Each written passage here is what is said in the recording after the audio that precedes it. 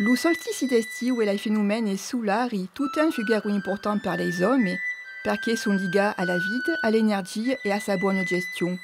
Tout plein de lieux sacrali fan référence di sa costruzione e mai les gens se ramentaient son plus che figaro sacra, a une puntanada. Si andavam la moto, que é je disais le donjon também do castelo de Simiana, aquele senhor que era senhorejava de Inglendré, que era da família de Agut, e que ao século XII fazia bastir aquela rotunda, et donc sur l'idée de apparer le castelo qu'il y avait ici, et puis também per d'uni, une vista belle un peu différente des archéologues, un endroit qui est un lieu sacré. Il faut s'imaginer à quelle époque que le castel era force bien apparat et par exemple, se vede damunt qu'il y a un camin de ronde, permettait de veire dans tout le canton, era complètement autonome, et qu'il y avait le pouce au mi-temps, et donc une fortification forte poderosa, et bon, bien à l'image des seigneurs de Simiana. Les architectes qui ont bâti aquelle rotonde avaient une connaissance também de l'astronomie et de l'astrologie. Tout est fait en des ou douze parties de symbolique. La lumière entre dans laquelle petite fenêtre, au zénith, au mi-jour du 21 de juin, c'est-à-dire au solstice d'estiu. Le soleil donc, qui donne sa lumière passe vers la lucarne, donc, qui passe à l'intérieur et qui s'articule à la lucarne. Donc, elle courbe vers, donc, le punais, la marque de lumière au sol, va vers le levant. À un moment donné, il y a un besoin d'introspection. Et conscient dans la rotonde, donc tout se met à l'univers.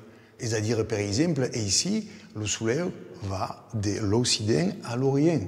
Alors que conscient des fois, le soleil se lève donc, au levant et se couche donc, au ponent.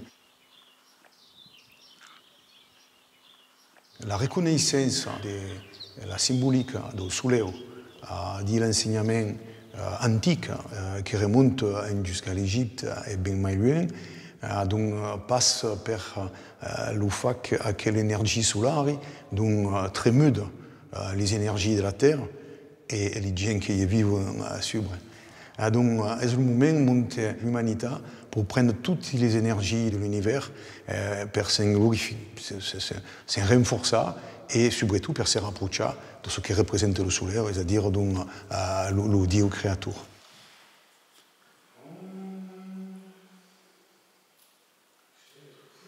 D'amour, sur notre tête, dans l'oculus, il y a deux représentations qui sont importantes. Il y en a une qui est celle du bio et l'autre qui est celle de la rose. Le bio donc, est représentable donc, le créateur, un coup des Égyptiens, des Juifs, des Hébreux et des Grecs também. Les corniformes, qu'on dirait, et la religion des Mitra.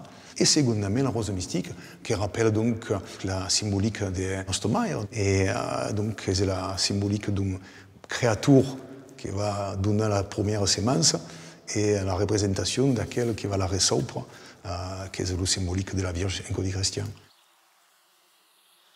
Dans une autre salle, l'on trouve les sous de Sokefugue la représentation d'une danse macabre, danse entre les vivants et les morts, qui est une mène des truffariers de la vie. Et ici, tous ces truffes de l'homme, de ces maricosta, de ces passions, j'espère dire que donc, la dimension, la grande dimension, n'est pas dans le monde de la vie vivante, mais que ce qui se passe après.